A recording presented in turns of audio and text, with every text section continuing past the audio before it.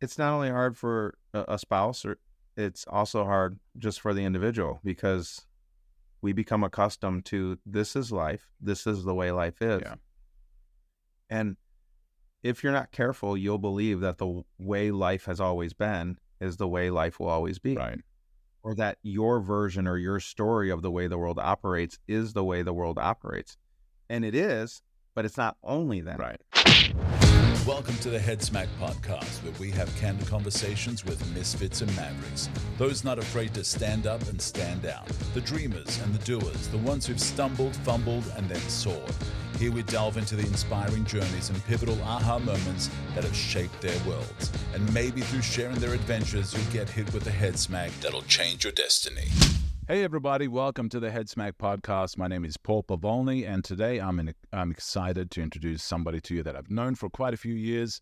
We've worked together, and proud of all that he's done, and I'm excited for all he's doing. So Joseph, after owning multiple seven-figure companies, is on a mission to change the world by acquiring 100 million subscribers of media and use his reach to multiply movements that matter. Joseph, welcome. Well, thanks for having me. I appreciate it. And as you mentioned before, you and I have worked quite a bit together in the past. And if you all haven't seen the excellent, creative, just unbelievable, jaw-dropping work that Paul does, then you're missing out. So I just want to say Thanks, man. Appreciate that. Appreciate that. Yeah. Well, I'm proud of all that you're doing, and you're at a point that is just amazing in your life. But things weren't always quite where they are now. And I'm going to start off. And usually when I do the podcast, is I love starting off with people's origin stories. Of course, using the term origin stories from my love for superheroes. And but I think everybody's got an amazing origin story, and we kind of see where they're at now. We see what they're doing now. We see them crushing it. We see them doing amazing things. But the origin story sometimes is very different. The Smallville experience is very different to the Metropolis experience where there's Superman, right? And so tell me a little bit about your origin story. You can go as far back as you want, but tell me about the early life of Joseph Aaron. I was born at a very young age. No, I'm just kidding. Oh, my goodness. He's going straight for the comedy. Totally playing. No, really, I, of course, am known as an entrepreneur, as an investor now, because like you said, we're working to acquire 100 million subscribers of media. Why? Who cares about owning media or media companies? And the reason is because I want to impact culture. I want to help the world. And that's always been the passion. But it started as a 20-something who really felt called by God to impact student culture. And so we went with a hope and a prayer and a vision and a dream and no money. And it was like, it's okay. Like, God's going to take care of it. And he did. He always took care of us, but we did go homeless 3 times in the process. And when I say homeless, I mean living out of hotels, trying to figure out how to make $50 a day, don't have a job, didn't believe I could get a job to solve the problem because I had a bigger dream than a job could solve. And so I stuck to my entrepreneurial commitment and really took my wife through the roof. Yeah. Wow. In that process. But she was loyal and supportive, and I'm so grateful. And I'm sure it was really hard. But was that early on in your marriage? We had been married about probably 9 years when it first started. And you had kids at the time? Yeah, we had 2 children at the time, and another one came during the lean years, let's say, right? And so I just want to speak to all of you who are listening, who have a dream, you have a vision, and maybe you're in that place of what I thought was lack. One of the realizations I had was that lack was a lie. I never actually existed in lack. I just believed that I was in lack. And I actually had capacity to do all sorts of things and access to all sorts of things. So I like to say I wasn't lacking resources, I was lacking resourcefulness. And I think that's something you talk about a lot on the show that maybe we can dig into, because with a good head smack, you can find a way to create value in the world and paths that maybe before didn't seem possible, that suddenly the world will open up and you can create a path. Yeah. If a path doesn't exist, you can create it. Now, did that mindset, is that a mindset that you had at the time, or is that one that developed after the event happened? I kept going after big things, but I didn't endure. And so I would get a good idea. This is the idea I'm going to do. And many entrepreneurs experience this. You get a great idea and you're like, okay, I'm going to go after that. Maybe you see a webinar, you see some training, you see somebody who's doing it. You're like, okay, I'm going to do that. And so I would start doing it. I would whiteboard it all out because every entrepreneur's best friend is a whiteboard. And like, man, I am telling you, everything works on paper. Yeah.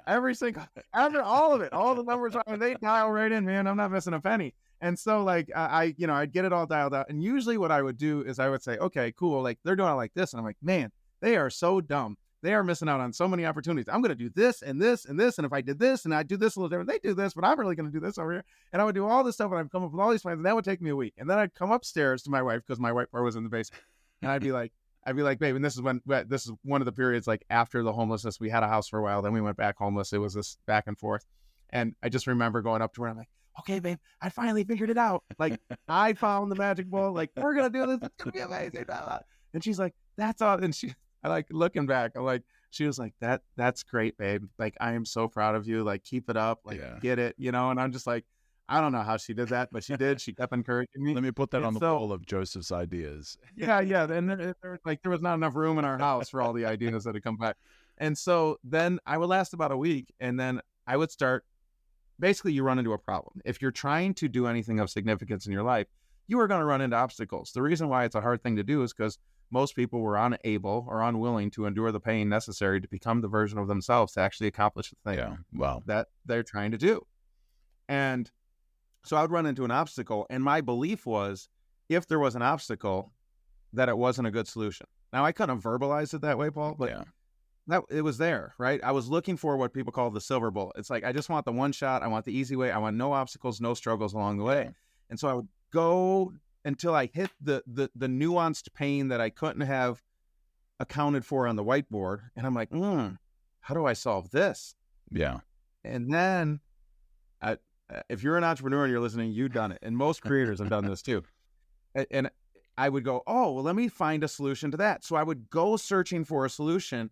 And while finding a solution, I would find a way that didn't have all of the problems that now that I've encountered the reality of actually creating the thing that I'm imagining to create, when I ran into the reality of it, finding the answer, I would realize, oh, there's a better answer that has none of these problems.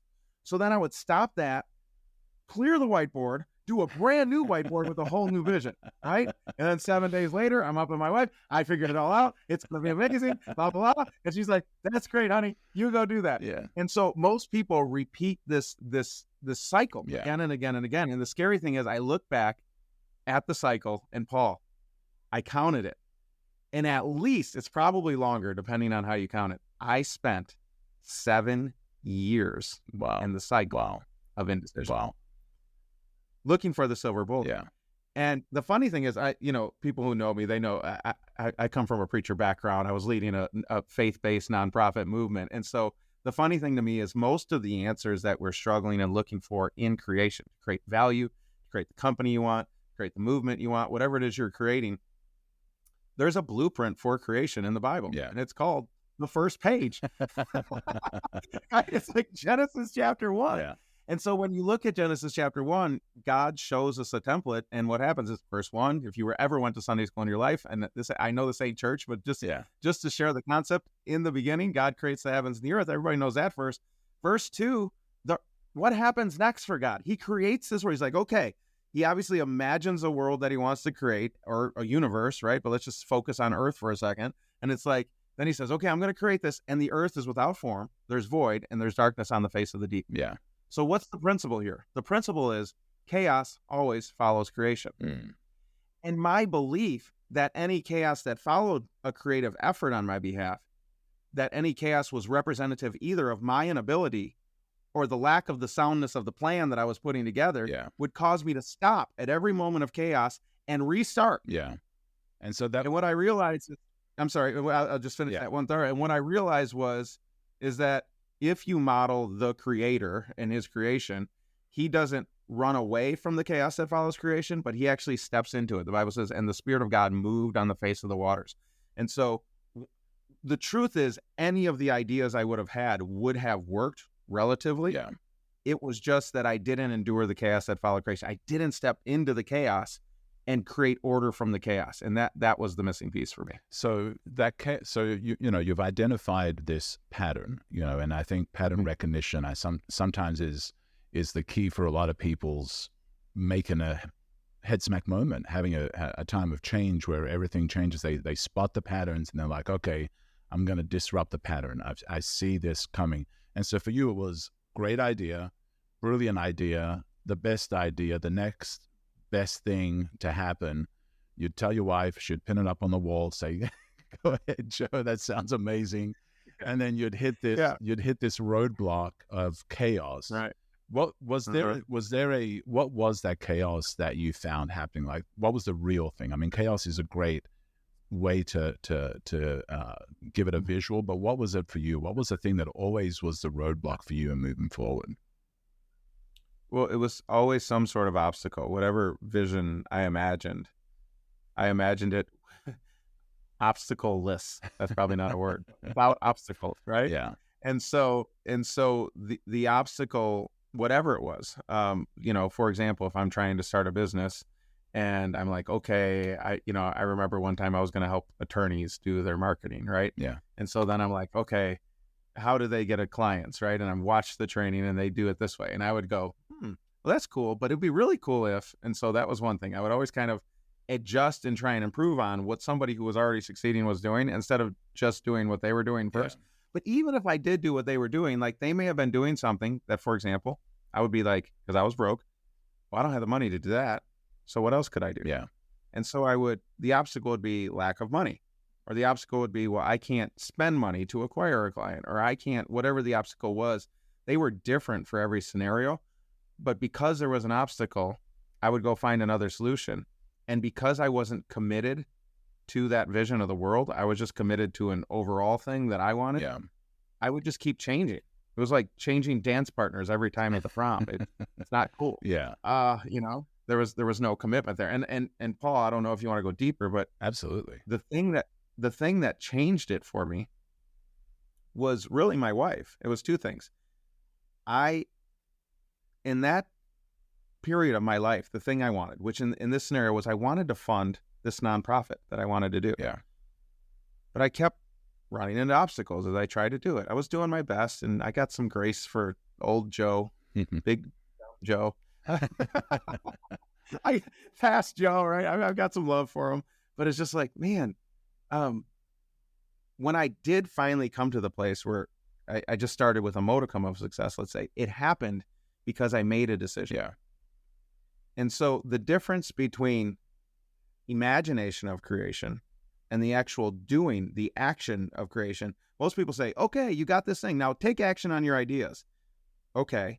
There's actually a step between creation and action. Yeah. And the step between creation and action, between imagination and action, which is the creative act, is a decision. Yeah. Decision is the step in between. And so what I realized is that, so at that time, money was the obstacle. I believed it was the obstacle. It actually wasn't. I was the obstacle. Yeah. But nevertheless, money was the obstacle. Yeah. And so because money was the obstacle, I allowed myself just to ping pong all over the place to try and solve that problem without money. When I actually started succeeding, Paul, was the day that I made the decision to have money in abundance. Okay, talk about that. What does that mean? Yeah, because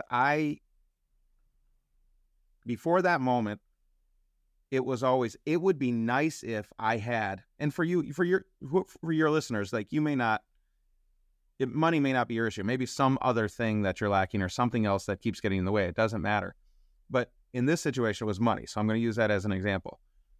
Before that, my mindset was, it would be great if.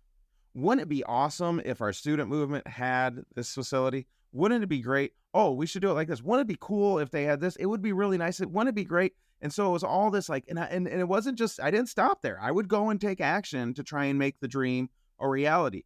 But the level of commitment was, it would be fantastic if. Yeah. When the tables turned, two things happened. The first thing was I made the decision. I can take you back to the place I was standing when I first really made the decision.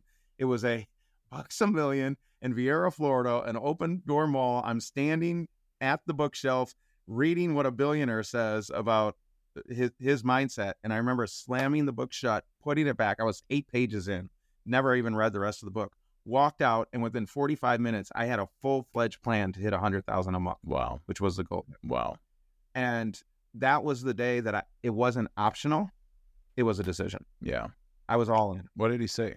What was that thing that triggered that slamming the book down and walking out and changing everything? Funny enough, it was a book by Tim Ferriss. And I've never read the rest of the book. Great book, I'm sure. But it was transcriptions of the podcast that Tim Ferriss had done. Funny enough, you and I are on a podcast right now, right? And in the podcast, he's interviewing Peter Thiel. And Peter Thiel is the billionaire investor who was early stage Facebook and PayPal and like several other, he's just picked all these unicorns. And so Tim Ferriss is asking him, how do you think differently than other people think that allows you to have these like super outsized returns compared to certainly a normal person, but even a highly successful person? He's like way off the charts. And his answer was this. He said, look, if you have a 6-month goal to get, if you have a goal to get somewhere, is what he said. If you have a goal to hit something. And in my mind, as soon as he said that, because I was trying to match the mental syntax of someone who represented what I wanted to do and who I wanted to be. Right. So when I heard his first words were, when you have a 10-year goal. And I go, do I have a 10-year goal? I was like, no, I don't. And by the way, I'm not a fan of 10-year goals, especially now. Too much is changing to know what's going to be happening in 10 years. Right. But I didn't even have a 1-year goal or a 3-year goal, right? And so I just did what he said. And I'm like, 10 years. He's like, if you have a 10-year goal. And I said, what's my 10-year goal? So I said, oh, you know, it'd be awesome if I made $100K a month in 10 years. Yeah. I'll give you context. This was 2017, probably 2016, maybe. He's like, that's how most people think. And they think, okay, cool. I got this 10-year goal, and gradually, slowly, but surely, I'm going to get to this goal. He said, what I do that's different than other people is I set a 10-year goal, and then I ask myself this question: what would it take to do it in 6 months? Wow. And then he went further, and he said, if you get real dark with it, you could say, if I had a gun to my head and I had to do it in 6 months or I was going to die, what would I do? I slammed the book shut, Paul. I'm like, I have got to think about this. Yeah. And so I was like, kind of breathing hard, like power walking around this Florida mall, thinking, wait, it's like he opened up the possibility that was unthinkable to me, that you could hit 10-year goals in 6 months. Now, I don't want to kill the story, but the reality is I didn't do it in 6 months. It actually took me about 18 to 20 months from there. I'm doing my math right now. But that's 8.5 years quicker, right? than the 10-year. Yeah. Right. Yeah. And so I can talk about that process, but nevertheless, my point with that story was, in that moment I made the decision, and I remember going home and telling my wife, Melody, now she's heard a billion different ideas at this point, right? I said, Melody, babe, I was at the bookstore today and I made a decision, and you may think I've made this decision before, but I've actually never really, really, really made this decision. I said, Melody, I'm going to make $100,000 a month. Wow. And I'm going to do it in 6 months. She kind of looked at me. She was like, okay. She said, what do you need? How can I help? And we brought the family together, and we set what I now know, because you probably read this book too, but one of the guys I like, friend of mine, Dr. Benjamin Hardy, what he calls the frame. Yeah. Right? Frame in, like, here, this is what I'm going to work inside of. This is all that's allowable, right? This is the standard. And so we set the frame as a family that day and said, okay, I'm going to create $100,000 a month, because I had made the decision I wanted to change the world. Yeah. I had made the decision I wanted to make an impact, but I kept running into the obstacle of, I don't have the income because we kept growing. I mean, we were blowing up in that city. Yeah, I think you know the story. We were making a ton of impact. The more we grew, the more it cost. Yeah. And it was students. So like, what do you do? Yeah. Right. And so it's like, well, you can go get donations, but in my mind, then I didn't want to be a cost to the community. I wanted to be a benefit to the community. So how can I create it so it's self-sustaining? And so I kept trying to solve that, but I was solving that from a lack mentality instead of an abundance mentality. And I never really made the decision, like, I'm doing this thing. Yeah. So You want to talk about a head smack moment? Yeah. Make a decision. Whatever your goal is, not it would be nice if. I'm doing this. Period. And I'm telling my family, and we're going to have a family meeting, and I'm going to tell the kids, Daddy's taking things to a new level. And I've meant to be like making the impact, and we talk about making an impact, but today, kids, is a moment where I'm deciding, like I'm going all in on this, and I want you to help me, and you're allowed to hold me accountable. And this is how it's going to look like. And we're going to start dreaming together. And let's start driving around the nicer neighborhoods, because we're living in this kind of ghetto apartment at this point, trying to figure it out.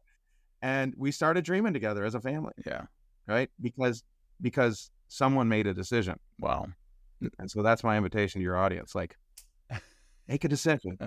So was that moment in the bookstore, because I've heard you talk about Woke Joe and Broke Joe. Was that the transition point, or did that already happen before that, or like where that was into? Yeah. So basically I did it, and I'll tell you, my income jumped from about $2,000 a month at that point to $20,000 within 30 days. Wow. As soon as I made that decision, I had a 10x growth in income. Now there were expenses on that. We were running an agency, and there were it averaged at that. There were some months we struggled to pay the rent. There were several times we were still late on the rent. Right. And I would come home. It's so funny, Paul, you'll love this, because I would come home and my kids now had permission, and I was letting them know what was happening. So I was like, okay, I did $20,000 this month. It's like, okay. So the next month, the end of the month, I come home and they're like, okay, Daddy, like, where you at? Where you at, Daddy? And especially Emily, because she was like an entrepreneur at this point. He's like, where you at, Dad? And I was like, well, we tried some new things and we only had $14,000 this month. Yeah. And she was like, had her laugh. She looked at me. She's like, Dad, like, you're going the wrong direction. I'm like, I know I'm going the wrong direction. Like, I'm trying here, right? So what were you doing at that point? What was the? I was running an agency for real estate agents. Okay. That was the plan I came up with. Now, before I decided first, but I didn't know what I was going to do. I knew that I was going to help businesses, but I didn't know what kind of. Here's another kind of secret that people don't realize. As soon as you make a decision as a creator, whether you're creating a business, a book, program, AI technology, whatever you're creating, as soon as you make one decision, more decisions follow that decision. Yeah. And so the act of being a slow decision maker is only going to magnify as you increase levels. And by the way, the more we've made, the more of impact we've made, the more income we make, the more influence we have. Guess what I have way more of than I've ever had? Decisions, right? They just keep coming, right? Because leaders have to make decisions. That's kind of what they do, right? And so it's super important. And like literally the world is set up so that if you don't make decisions, or if you delay your decisions, or if you whatever, all the things that happen, then you don't move forward. So that was me. I made the decision to make $20,000. And what I did is I just started helping everyone, anyone I could help. And immediately what happened, I got 6 clients who paid me a bunch of money up front and whatever. I mean, not a bunch compared to now, but a bunch then, Yeah. And a lot more than the immediately I was like, yeah, a lot more. Like probably per client, it was probably like $2,000, right?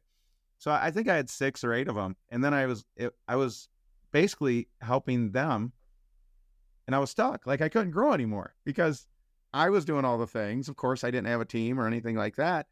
So I literally imprisoned myself by not making the decision. I was helping all kinds of people. So I was the only one who could do it. There was no template. There was no process. It was like, okay, we're going to do this for you. And that was specialized. And this for you. And I was specialized. And so I go to my wife one day, and this is a big moment. And all you husbands out there, I can speak to you. I can't speak to you wives on this. I can't speak to that. I'm going to stay out of that. But my wife was very helpful because, again, a decision. I started telling her, babe, I'm trying, but I'm stuck. Like I'm so busy working on all these other people, I can't even take on another client. And this happens a lot to entrepreneurs. And for the first time in my life, we were sitting by the pool at this Florida apartment complex that we lived in. And there were these green chairs all around this beautiful ornate pool at this apartment that we were at. And she said, sit down. And I sat down at the front end of this like sun tanning chair. And she grabs my face like this with both hands, and she whooshes my cheeks together like this, right? I call this the face blush moment. And she said, baby, she said, I love you. And she says, for years, I've been waiting patiently and encouraging you and being behind you, doing all the things so that you can succeed. and I'm going to tell you right now what your problem is.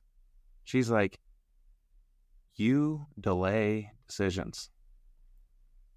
And then she's like squeezing my cheek because I'm still here like this. And she's looking at me in the eyes, right? And she said, do you understand me? And I go, And she goes, she never talked to me like this. And she goes, so here's what's going to happen. She's like, I'm done waiting. You have the capacity. You already have the skills to do it. Your problem is you won't decide. Notice, I made a decision and I'm immediately stuck with another decision. Yeah. And she says to me, so here's what's going to happen. You are going to make a decision. You have until 10 p.m. this evening to decide what type of client you're going to work with. And you are only going to work with that type of client. You are not going to work with any other sort of client, and you're going to do it for 6 months. And I go, yo, but sometimes then they may think they're my brand. She said, shh. I don't care what they think about your brand. I don't care what happens. You're going to spend 6 months with one type. You're going to decide today. After 6 months, if you want to decide somebody else, you go ahead. But today, you're deciding because, baby, I ain't going homeless again. Wow. That's what she said.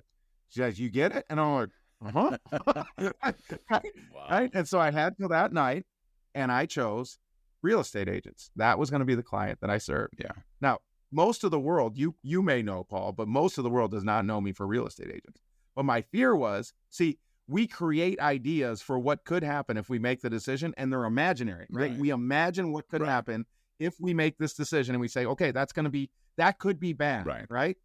But the reality is, then we live on the basis of the idea that idea that we imagined is real. Yeah. And the imagined idea becomes the prison that limits us for what we can actually do in the present, even though that problem may not actually be real, it's imagined. Right.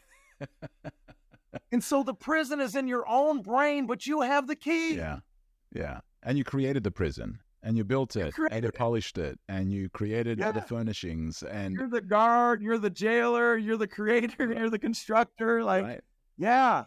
Which is why I love headsmacks, Paul, and I love what you're doing here, because it's like, we just need the prison to get shaken. I hope we're shaking some prison doors for some people here today, because that was the first moment. And so then I went all in, and just like happened before, I hit obstacles, and you will too. You know why? Because chaos follows creation. Yeah. Right? So I started working on it. And I would try one thing and it would work. Try one thing, or try another thing, or try another thing. Some would work a little bit better. I'd try and improve that, then it'd go down. And it's like this, right? But the average was probably around 20K. The net was probably around 7, right? So I wasn't killing it by any stretch of the imagination, but it was okay. After about, it had to be 12, 16, 18 months, somewhere in there. I haven't done the math recently because it's a bit ago now. I went to my wife and I'm like, I don't know. I don't understand why I can't do this, because I was committed to the goal. And you're committed to the goal because it's so front and center, and every time you don't hit it, you're like really frustrated, right? And it was a very clear number, 100K a month. It's like it's binary. I got it or I didn't get it, right? I kept not getting it. And not even close. I was right around 20K. So I go to my wife. I'm like, I don't know what to do. I was listening to other people, Paul, online, who were like, yeah, I did 150K this month. I did 100K. And they're like hitting all these numbers. And I'm like, I'm happy for it. Like, I promise you, there was not a shred of jealousy in me. I was happy for them, but I was frustrated for me because I'm like, I know these guys. I know these girls, and they're awesome people.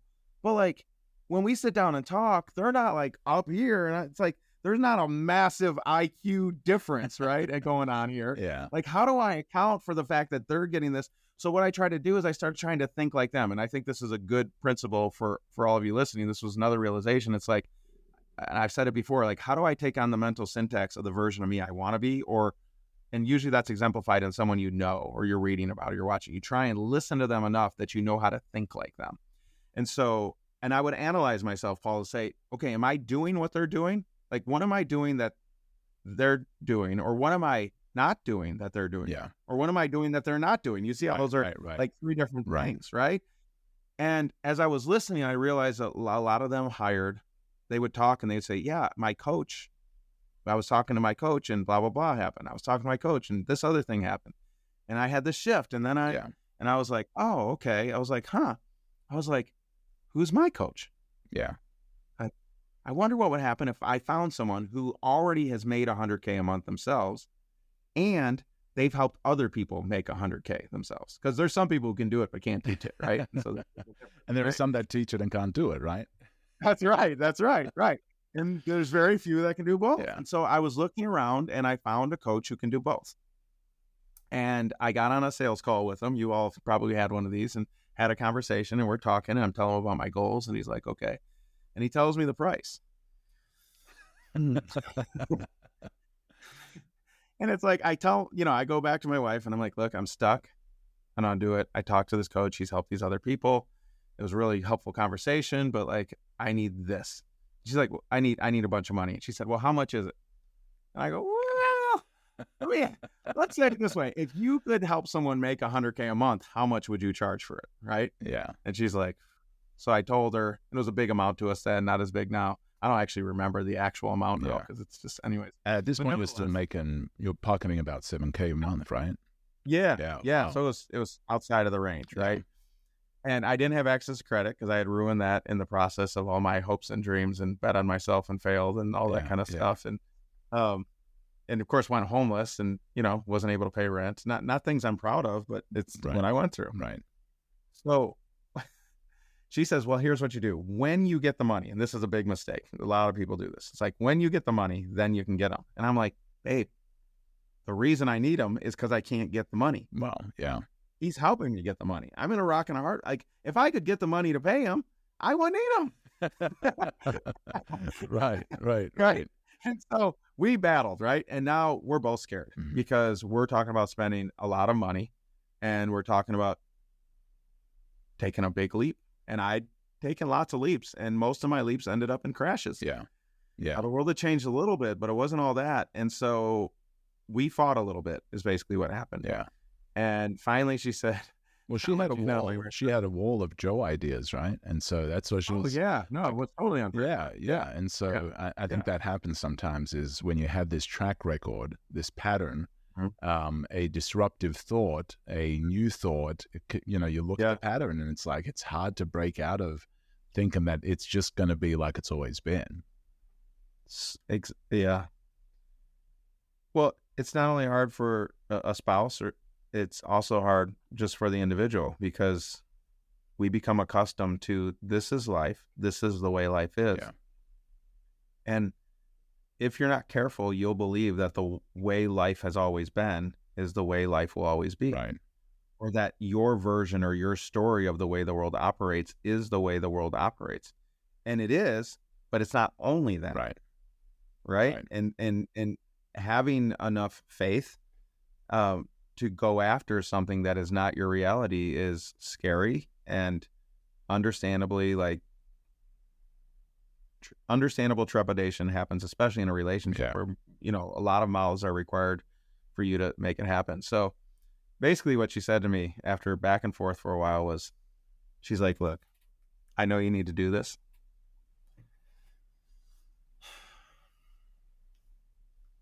Please don't hurt us. Wow. And it was a teary-eyed moment, please don't hurt us. I felt that. And I was like, I got to do it. So I sit down with the coach for the first time.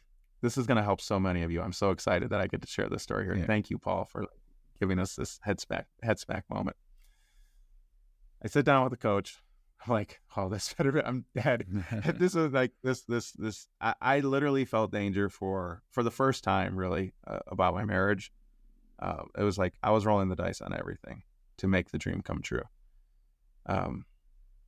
Scary. Yeah.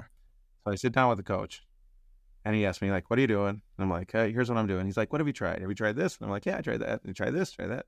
He's like, what happened? Oh, this and didn't work. I did this, blah, blah, blah. And I kept telling him the numbers and what happened all the way.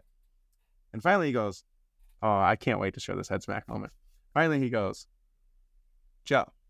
He's like, I get it. He's like, I know your problem. Because the question in my mind was like, what's wrong with me? That's what I kept asking. What's wrong with me? Seeing all these other people do it. Like, what's wrong with me, right? Yeah. And so he says, I know what's wrong with you. And I look at him and I'm like, tell me. And you'll love this because he was from Australia, and he would just like curse me out and be very direct, and he would do it with this cool accent, so I would just love it. But he said something really rude to me here in a second that made me want to fight him. But he goes, Joe, the reason why your company keeps hitting $20K a month and you keep failing to hit your $100K per month goal is because you keep making all the decisions. What? I was like, what? There's a decision theme going here, right? Yeah. He's like, you keep making all the decisions, and that's why. And I'm like, bro, check. I mean, I've succeeded too. Like, I'm doing $20K a month. Like, that's pretty good. I'm like, check my business card. It says CEO. Okay. Right. Like, who do you expect to be making the decisions? Right. Yeah. He's like, Joe, let me ask you, when you're trying to get to these 100K months and you're trying all these new things and testing and iterating and just keep running up against the wall, he's like, are you doing the best you can to actually make that happen? And I said, yeah, I mean, I'm sure there's room for it, but like, yeah, I'm giving it my all. And he's like, and you've tried lots of things. And no matter what thing you try, you keep hitting 20K per month. Am I right? And I'm like, yes, that's why we're talking. You should know this by now, right? And he says, Joe, he's like, you should know this. You're one of those, he wasn't a Christian. He's like, you're one of the Bible-loving guys. He's like, there is a principle that you're violating.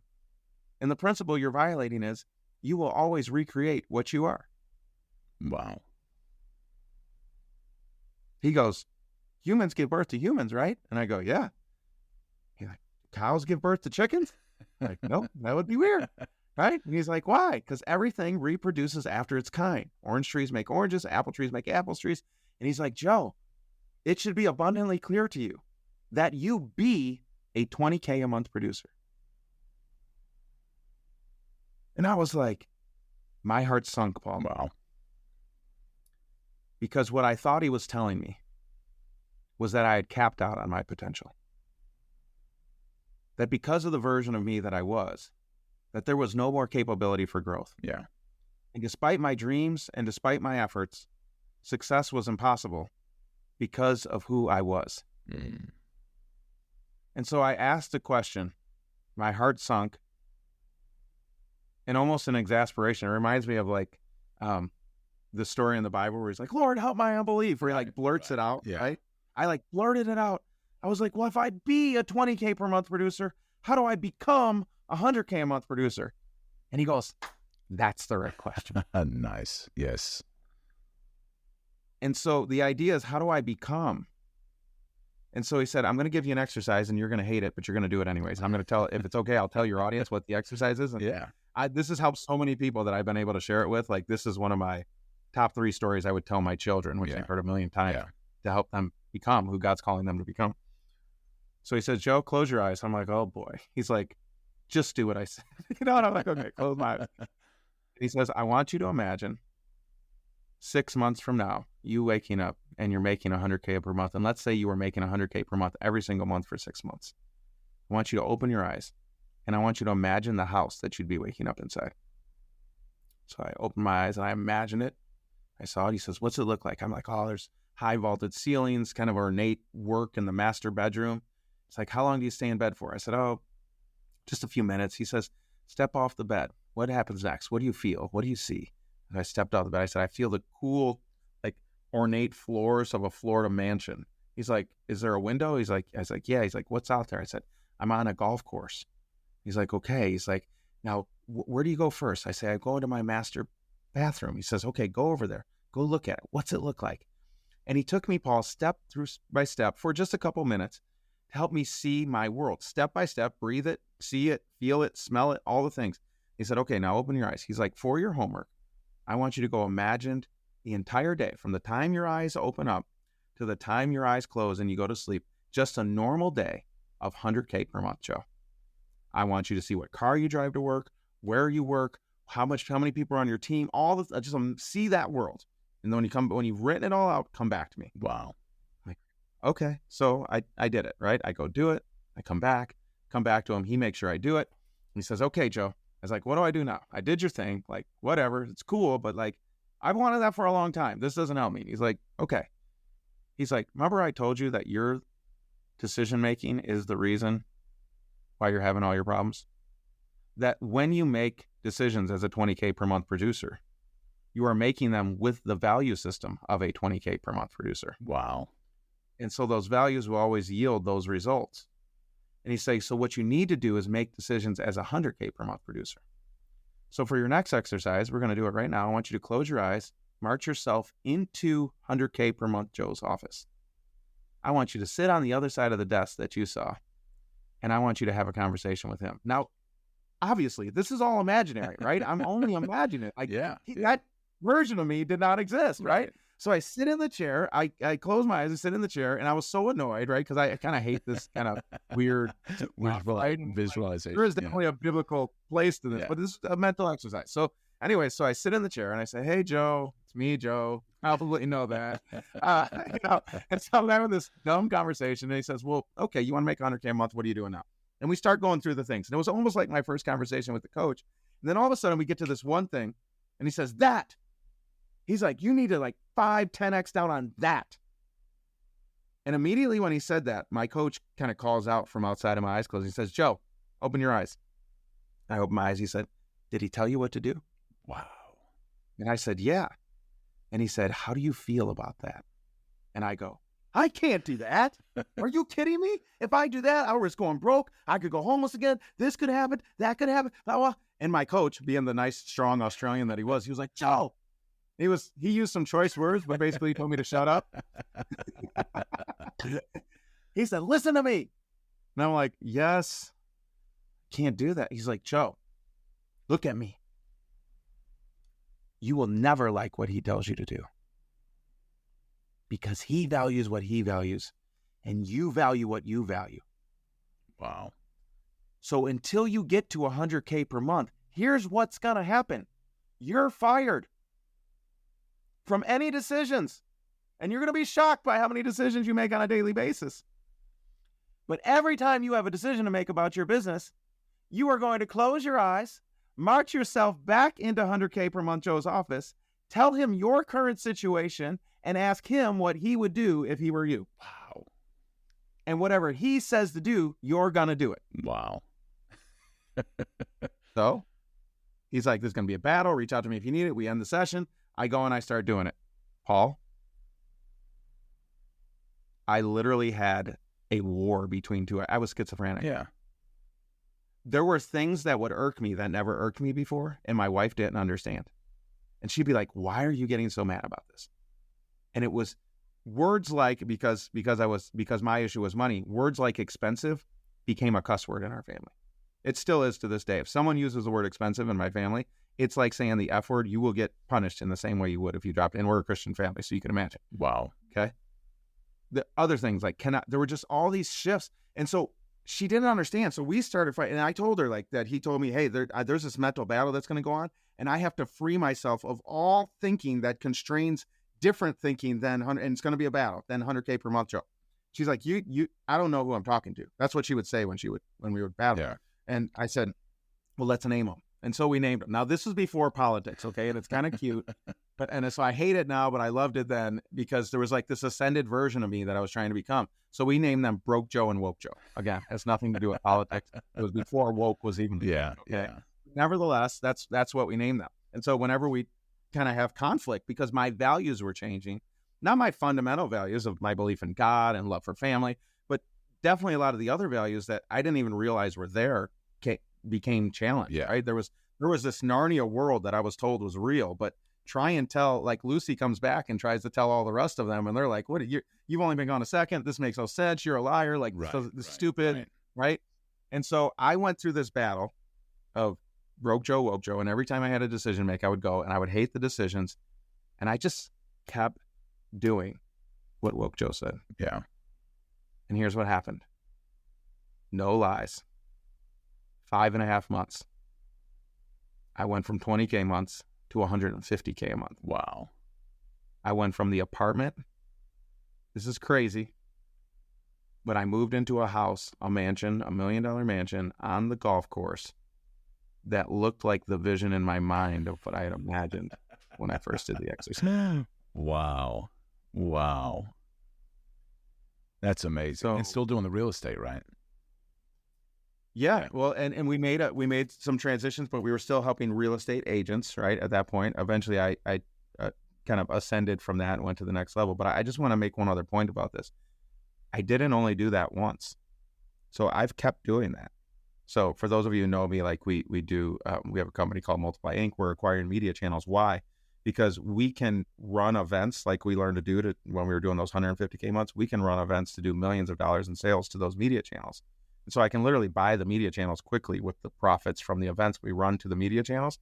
So we started doing that. And the reason I'm saying that is, so we went from 150K months, and we did 250K months, 500K months, and now we've had $1 million plus days. Wow. In our business. Wow. Okay.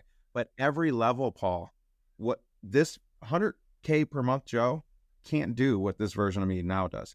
I had to say, okay, what's the new, who's next? And it's like 250K a month Joe. Yeah. And so then there was that same battle that had to happen to become him. And then at 250, I had to go to 500. I said, okay, new battle in order to become him. And I've ascended until now. You know our goal.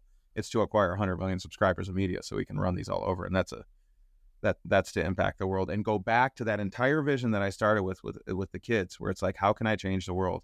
And so I'm partnering with entrepreneurs and media channels to be able to shift the values of culture and help the world, because much of it is lost and confused right now. And so we want to help. Wow, that's so amazing. I mean, so much to unwrap, but some of it I'm just going to let people kind of rest in, because, you know, the thing that happened, the thing that needed to happen for you is you needed to get out of thinking like a 7K, 20K a month person.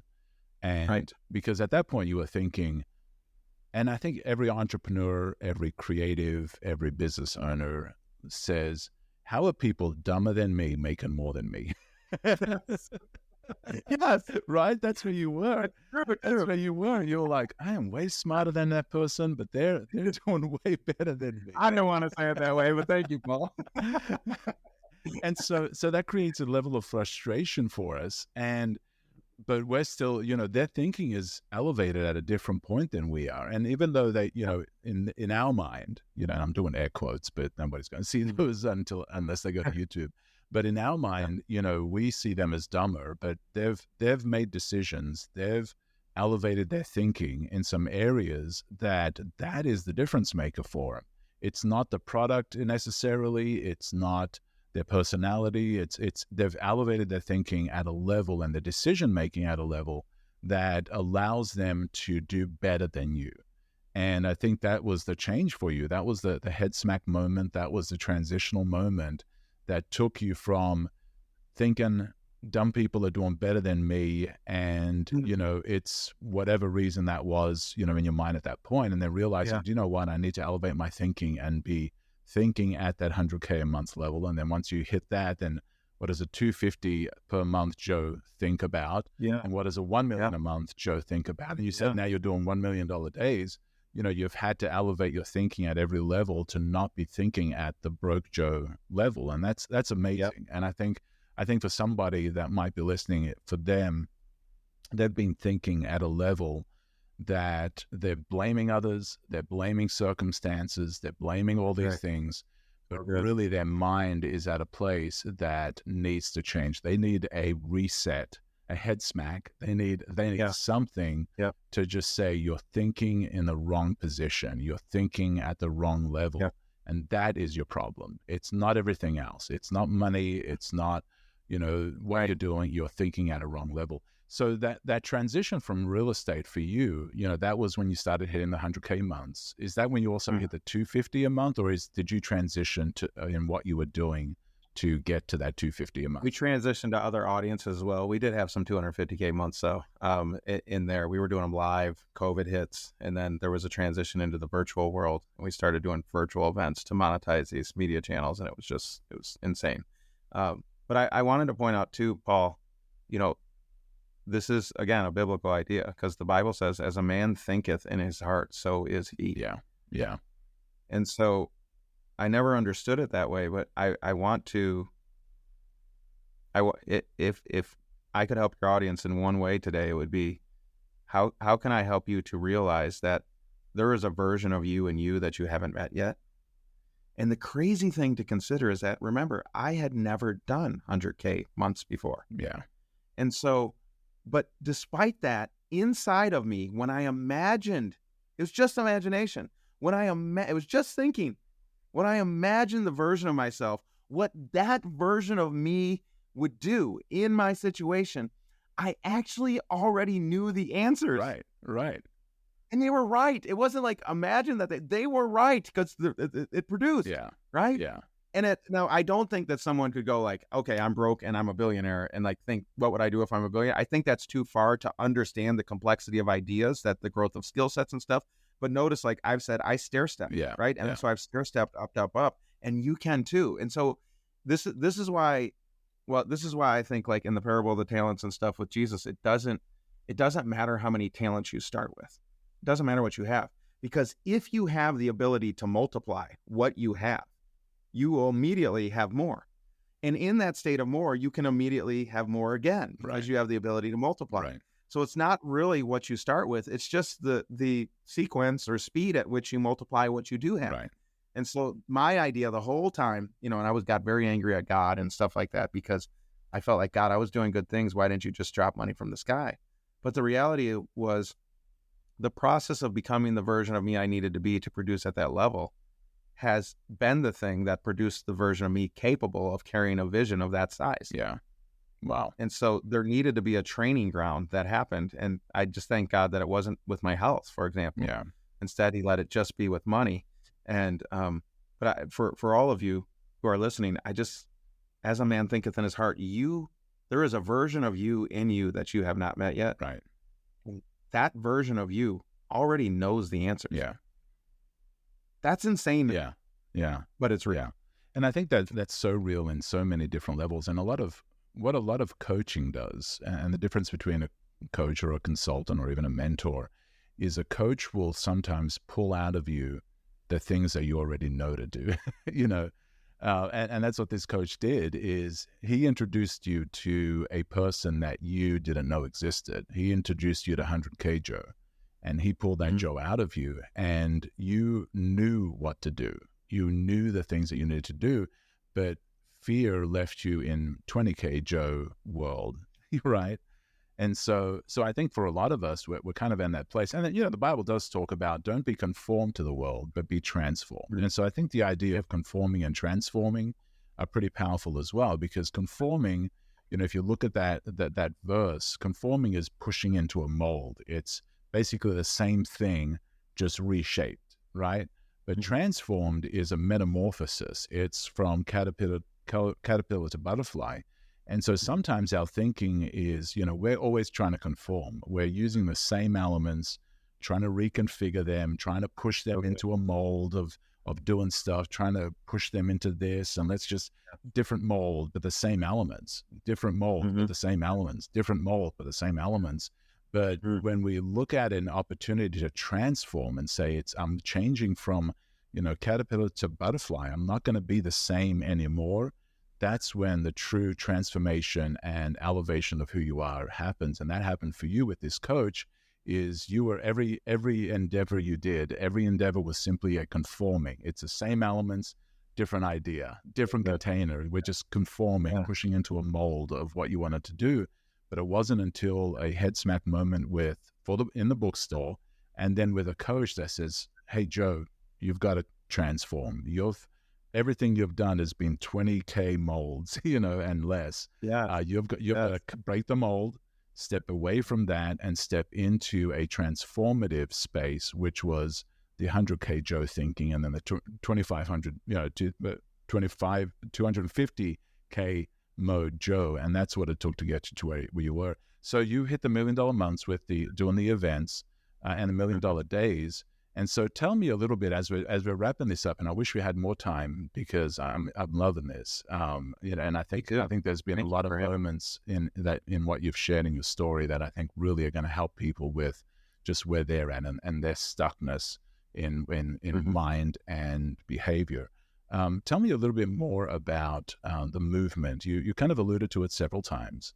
Tell me a little bit about the movement that you're trying to create Now that you've elevated your thinking, the resources are there, the connections are there. Tell me a little bit about the movement that you're creating. Yeah, thanks for asking. In today's world, there's a lot of stuff going on everywhere. It's changes happening more rapidly. Information, AI, political pressure, world things, wars. As we sit here today on this episode, universities battling out ideas about countries the size of New Jersey, thousands of miles away. It's wild. If I think for any of us who, I know I was born in the 80s, so you know what I'm saying? Like this ain't not that the world's never had trouble before. But in this age, my hope and dream is that, there are ideas that are good for the world and helpful and will lift up and elevate us all. And there are ideas that are destructive to humanity. And if you're watching or listening to Headsmack, you know that ideas matter. Yeah. And I believe that the people who are doing good in the world and have ideas that push that which is good into the world and not that which is evil into the world are the voices that must be lifted up. But I found many times the voices of good are waiting, sometimes for God to tell them what to do. And I would suggest to you that God's already told you what to do, but that's a side subject. Or they're waiting to know what to do, because in all of this chaos of competing and canceling and conflicting ideas and culture wars and real wars, it's hard to know what to do. And I believe that God has already given us an answer. And so I'm calling out for entrepreneurs, for movement leaders, for people who are influential, who want to promote that which is good in the world. And we have a movement that's called Change the World. And Yeah. Paul was a part of designing this. I'm going to be having him on my show to talk about that amazing design and ideology behind that. But nevertheless, the purpose of this movement is to change the world by multiplying movements that matter. Yeah. And so we've had people in it for about a year just playing it out. And now we're launching an event. Our mission is to have 100,000 Christian entrepreneurs, movement leaders, and influencers opt into the event, and 10,000 people be VIP in the event. And we're going to have between 1,000 and 1,500 people live. And we're going to invite entrepreneurial leaders and movement leaders from around the world who share our values. And we're going to do something called Entrepreneur Revival Live. Nice. And we're very excited about it. And the whole idea is pray like it depends on God, work like it depends on you. Yeah. And so we're going to spend 30 days in prayer and preparation together as a community, just virtually. And then we're going to spend 2.5 days live together, either virtually or for those of you who get in-person tickets. And so none of the stuff is launched for this. This is coming, but I can't end it. And so if you're interested in that, Paul, can I just tell them where to email me? Is that okay? You can just email me at joe@multiplyinc.com. That's INC, multiplyinc.com. And I'd love to just talk with you and have you connected to us there, and we'll tell you more. But Paul, thanks for letting me share that. But my desire for movements hasn't changed. And I know there's a lot of people who have movements or have movements in their heart, or they see themselves on a stage making an impact, but they don't. They're waiting to get off the ground. They're waiting for something and they're not sure what. And I want to help them make the decisions so that they can just step into action and go all out and become a voice for change and to be a change agent in the world, because that's what's got us rising us up to do. That's awesome, man. Well, thank you so much for sharing that. I know there's a lot more you could also share about that. And so if they want to get a hold of you, use that email address to get a hold of you. If they want to be a part of your world, what's the best way to learn more about you? And also, I think you have a book available that they can also get from you as well. Yeah, I think probably best, if you're interested, just email me and I'll send you all the things. Obviously, you can find me on Instagram at Joseph Aaron Official. That's fine. But I would love to talk to people one-on-one, because as we're building this thing up, the people who start in the beginning are so important, as you know, Paul. I want that real connection in this movement, not just like, this isn't just a marketing ploy. This is meaningful. This is a movement that needs to happen. Yeah. So. Well, thank you so much for being on. This has been amazing, and appreciate you sharing and your transparency and your head smack moments. I really do think they could impact people. And as I've said, just one idea well executed can change your destiny. And that sounds like that's what's happened with you. And I believe it could happen with somebody listening to this today. Is just like one idea well executed can change your destiny. And so I encourage you to take what Joe has shared, wrestle with it, let it marinate, share it with your loved ones, and let them hold you accountable and see what happens within a short time. Thank you, Joe. This has been amazing. Thank you, Paul. I love this. Bye. Take care. Bye-bye. Thank you for joining us on the Headsmack podcast. We've shared some candid stories and life-changing ideas. And now it's your time to act. First, take bold action on just one idea and see how your life can radically change. Secondly, whatever platform you're listening to this on, please rate it, share it, and leave a comment. Let us know where this episode impacted you. I appreciate you giving me your time, and don't forget to join us for our next Misfit conversation.